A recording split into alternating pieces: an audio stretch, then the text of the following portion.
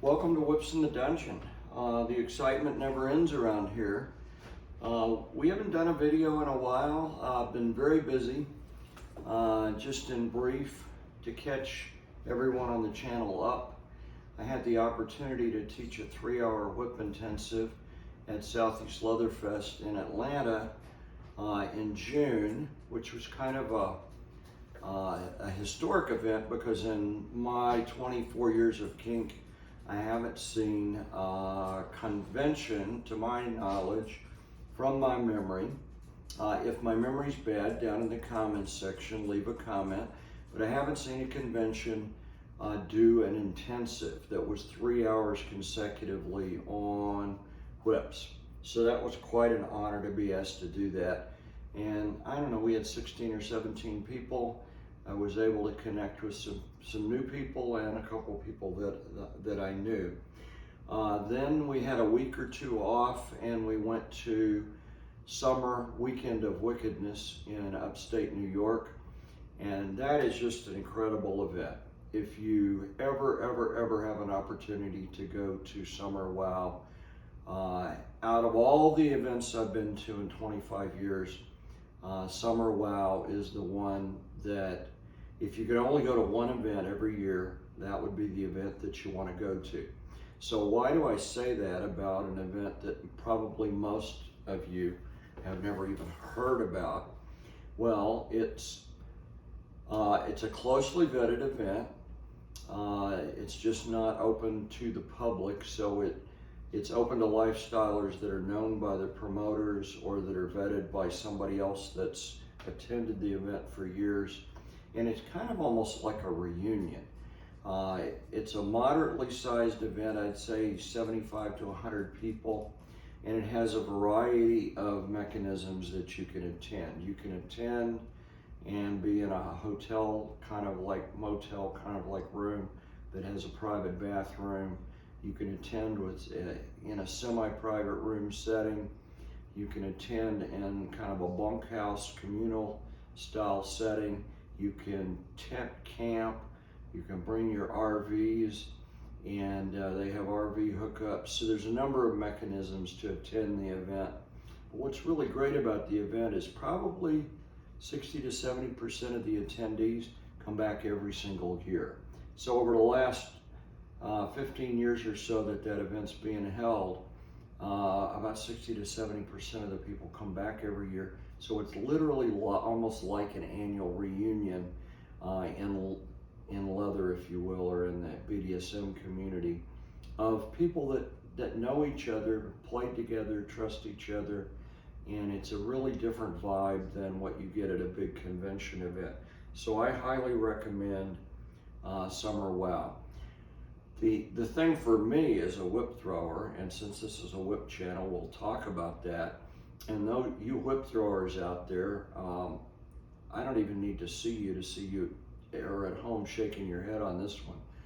I might go to a convention, and I'm moderately well known around the country, and I might throw 2 or 3 whip scenes over the course of the convention on a weekend, and of course play with my own submissive. But that'd be it, right? I go to WOW, and I had 3 whip scenes Wednesday night.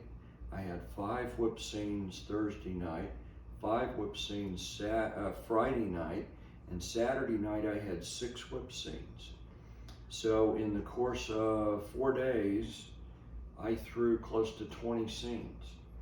That if every scene was 45 minutes to an hour long, then that's like 20 hours of throwing. My arm literally was ready to fall off. If it wasn't for my CBD salve that I rubbed on it a couple times, or had a person rub on it a couple times, I probably wouldn't have made it through the 20 hours. So for a whip thrower that loves to throw, I can't go anywhere else in the world and do that on a weekend or in a 4-day period. So there's a reason why this event's called WOW, and I highly recommend that you check it out. What do we have here? Well, we have an unboxing today. We only get a chance a couple times a year to do an unboxing. So this is a special treat. This is I'll open it up in a minute, but what should be in here is a 4-foot bullwhip made by Blake Gorey at Smoky Mountain Whips in North Carolina. And it's the first whip that I've had Blake make for me. So it will be a treat. I have seen photos of his work, and I've seen reviews of his work, and I've actually watched some YouTube videos of him throwing some whips that he's made on YouTube, but I haven't actually held a Smoky Mountain whip in my hand before this. So we're gonna just open it up and see what we've got. I'll do a quick review of it. I might throw it a couple times.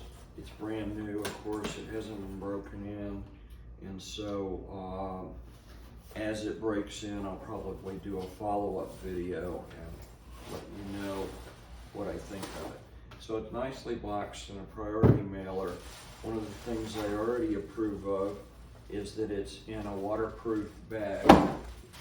It's actually a bubble wrap bag, but even if it wasn't in a bubble wrap bag, it needs some sort of protection from the element, because if the box got in a rainstorm as it was being delivered and got soaked, you want the leather inside to be protected. And Blake packaged this such that even if the box got wet, this whip wouldn't get wet, which I highly approve of. Not all whip makers do that, believe it or not.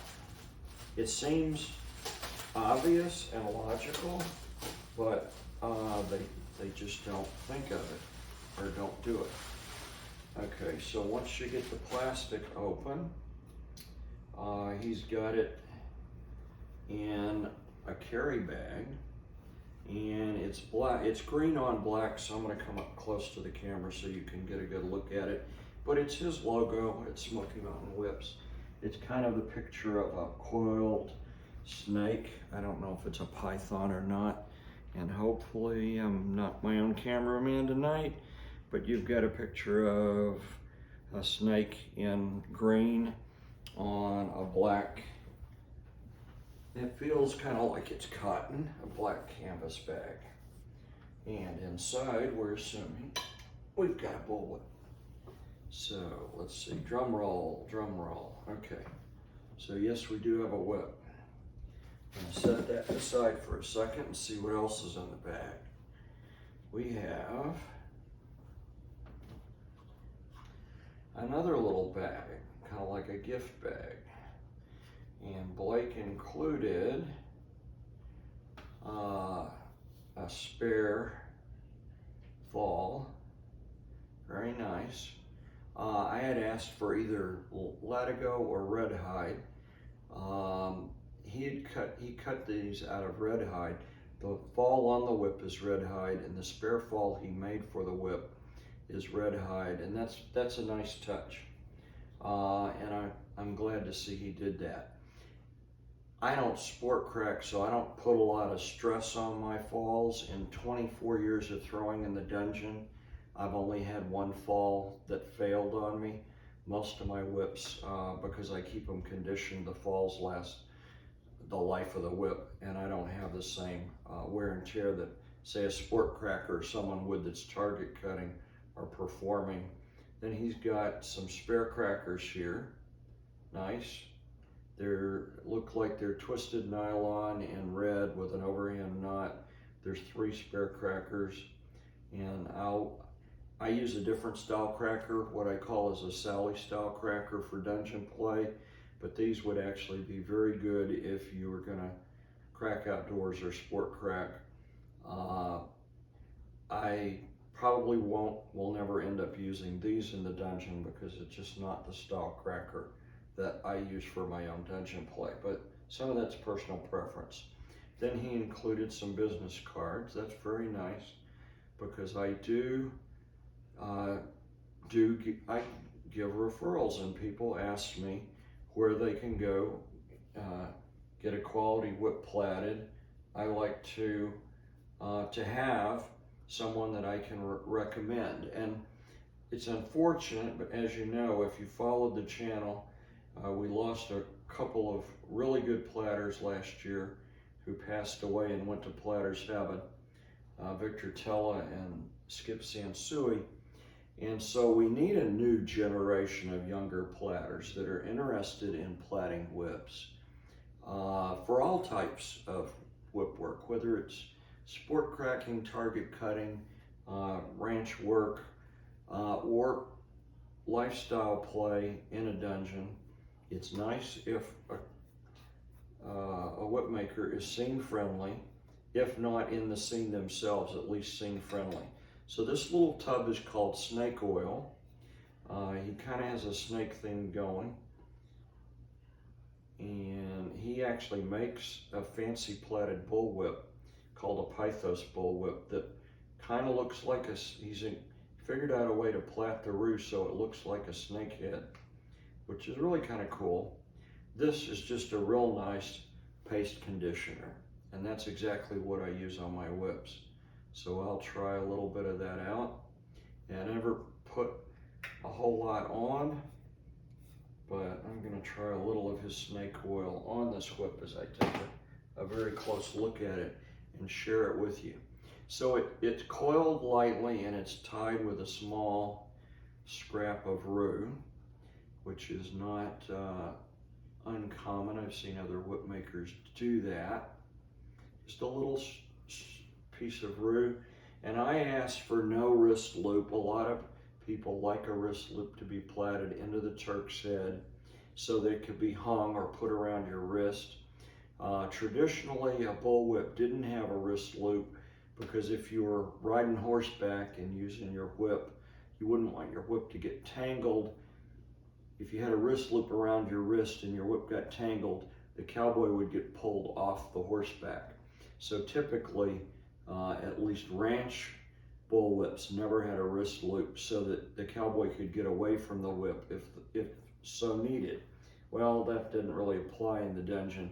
But for dungeon play, I like a clean pommel so that it rotates in the palm of my hand and I'm able to do things with the whip. So this is long enough that I can tie a small knot in it.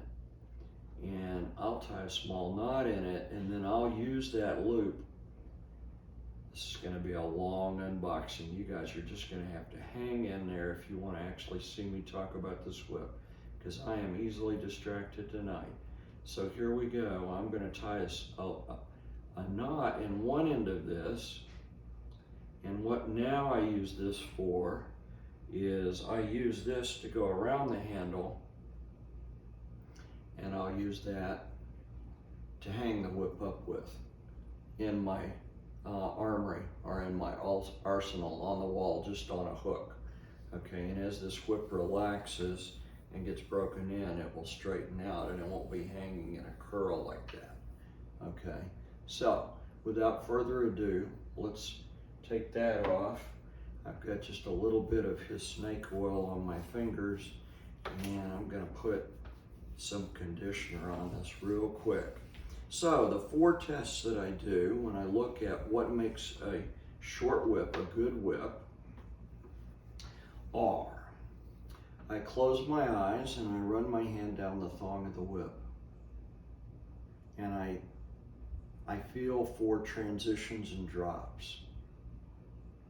And I could tell you, without ever meeting Blake, Blake is one of the best plaiters in the world, because this whip, right there, okay, I started to say this whip had no visible, not visible because I'm not looking at it, had no perceptible, I think is the word, transitions or drops. Right there, okay? But the very first time I ran my hand down this whip, I felt no perceptible drops. I had to actually slow down and really focus,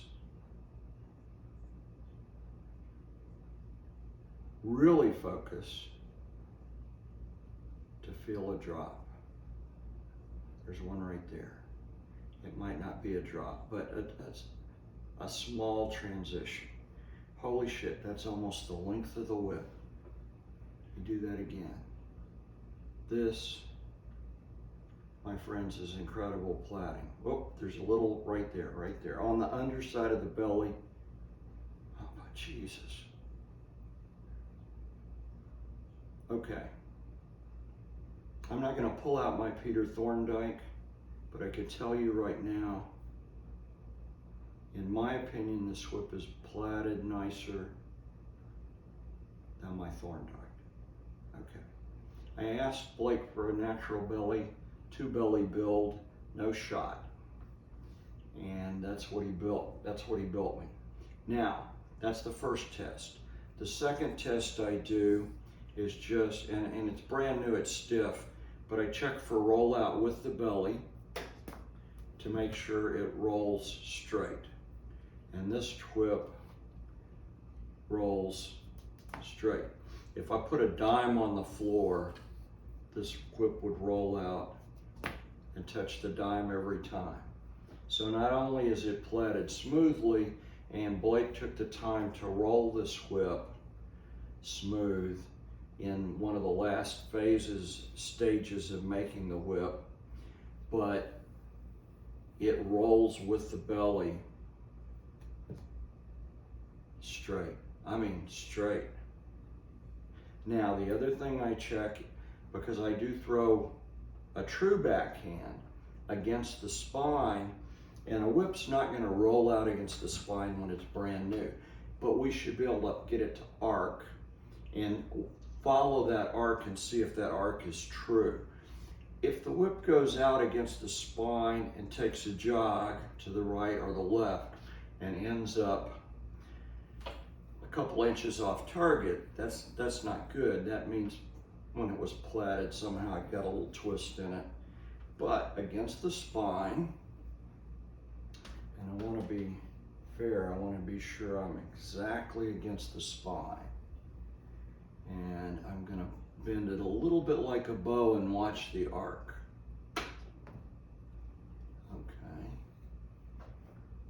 It didn't take a jog, and I'm gonna line it up with my eye so I can follow it. It's perfectly straight. So it rolls straight with the belly. It arcs straight against the spine. Beautiful. The last test is the most difficult test. And in my opinion, it's almost an unfair test. I do it anyway, because I say unfair because very few whips that are this short completely pass the test. And the reason being is over a 4 foot, a strand has to be dropped somewhere. But you take an arc about 18 inches and you roll the whip around itself, 360 around itself, and you watch that arc as it rolls around the belly to see if you can see any kinks, and also if the whip will maintain that arc that you set it in. So I've set my arc, I've locked my elbows in, and now I'm going to roll this whip around itself against its belly. And I don't see any kinks. I don't see any changes in that arc. That is very difficult to do, but it's not as difficult as, okay? So if you wanted to judge it on a scale of 1 to 10 of being a perfect whip, the first 18 to 20 inches of this whip passed all 4 tests. It's a perfect whip, if there is such a thing. Now I only have this much of this whip left, so I'm gonna have to back up because I wanna, in fairness, wanna use about 18 inches of whip, and I'm gonna do the same thing with the second half of this whip. And this is the hardest part for this type of test to pass, because there probably are some drops here, and we may end up being able to see this arc change. And we may not, we'll see.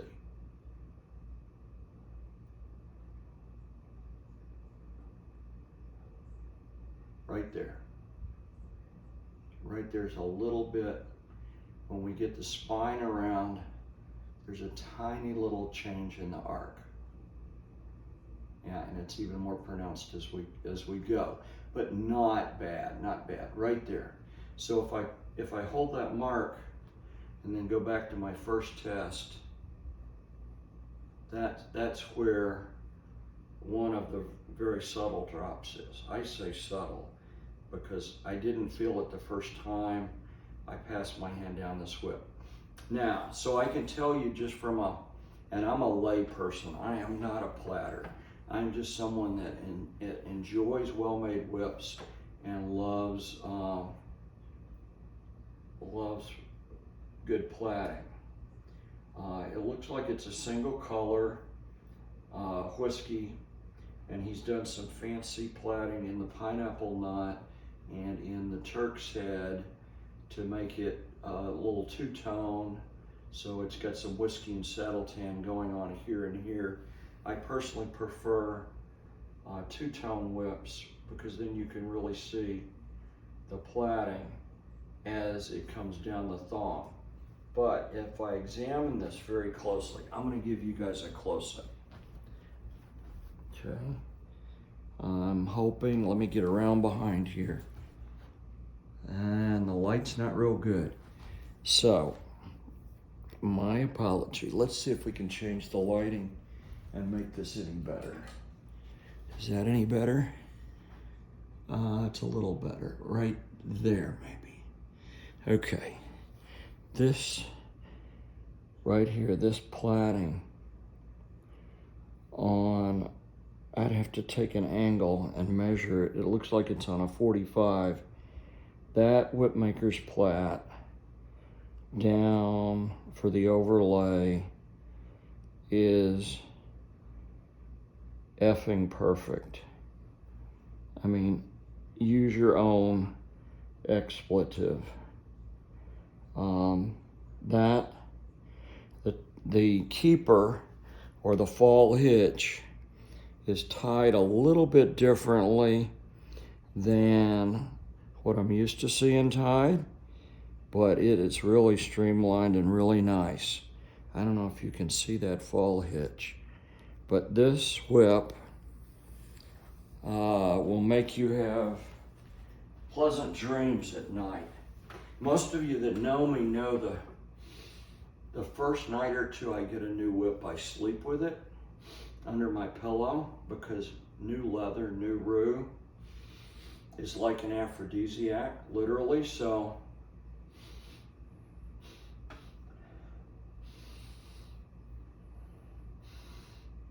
it's okay. Now, I haven't thrown this whip, but from a plaiting perspective, we have an American plaiter, a young American plaiter, Blake Gorey, who, in my opinion, is on the level of other current plaiters. He's on the level of Peter Thorndike. He might not be doing the fancy plaiting that Peter's done on some of his stock whips, but just for making a bullwhip that is a functioning, accurate dungeon whip.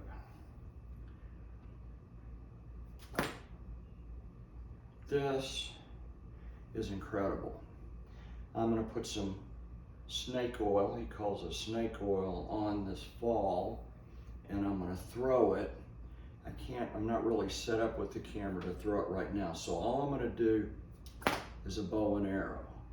But this thing, it rolls out. What I like about it too is a lot of brand new whips that haven't been broken in, they're a little bit springy. And I could name off a half a dozen plaiters that's true for. That's probably okay for sport cracking, but in the dungeon you want a whip that goes out, stays on target, and finishes. You want it to finish where you point it, okay?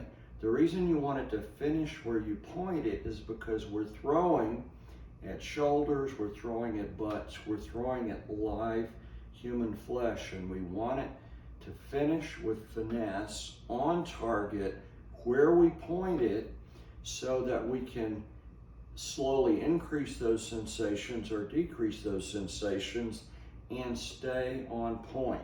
So it's literally a different kind of whip throwing than most of these whip makers are familiar with. Okay, now I don't know specifically if Blake is in the scene, but I do know he's scene friendly because we had those conversations in email. I was scheduled to actually go and meet him, but I can tell you this is one fine effing bullwhip.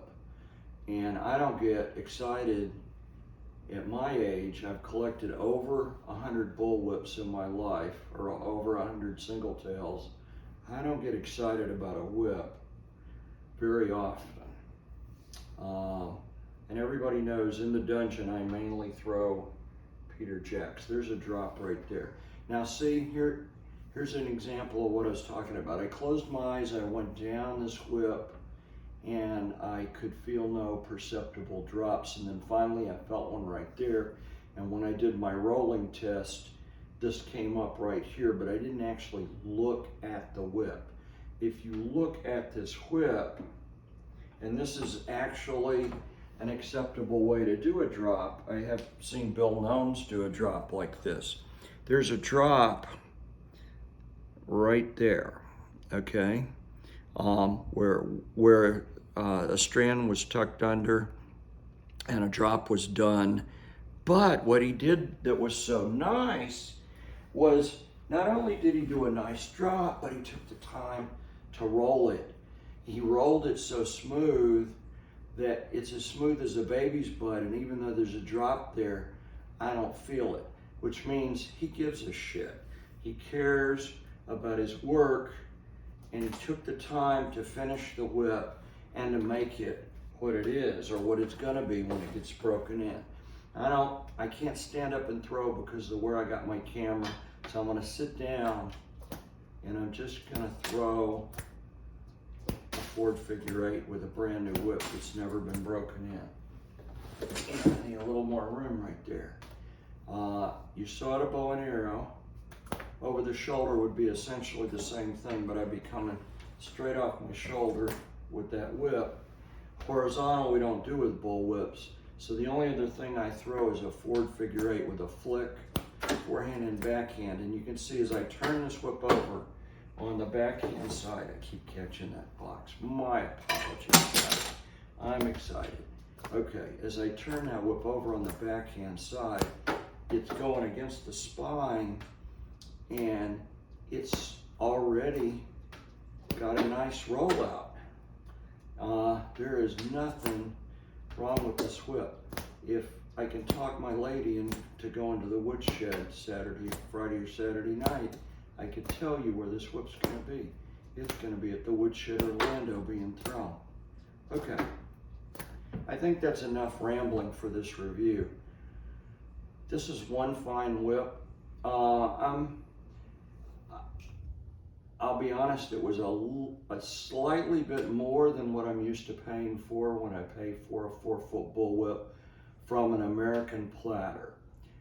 You really can't compare American platter's pricing with Australian and New Zealander platter pricing, because I'm convinced they have access to tanneries and rue at a lower price than what American platters have access to rue, quality rue at.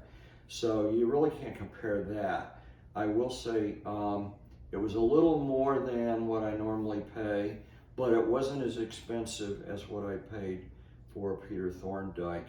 And I can tell you it's every bit as good, if not better, than the Peter Thorndike. I will compare directly this whip down the road. Once it gets broken, I'll compare this whip directly with the Peter Thorndike, and I'll compare it with the Johnny Sogren whip at Witchcraft Whips. I can tell you the Thorndike floats a little bit. The Sogren whip is just a tiny little bit springy, which 99% of the people throwing it wouldn't mind. I want my whip to finish on target and stay on target. So Sogren's is a little too springy for my personal picky preference, although it's an excellently fine whip. My prediction is this one, once it's broke in, is going to surpass anything I've owned in my lifetime. But that's my prediction. We'll see if that comes to fruition, because I've got to get busy breaking this whip in. As always, my apology for a lengthy video. Thanks to Blake Gorey at Smoky Mountain Whips for one fine 4-foot bullwhip.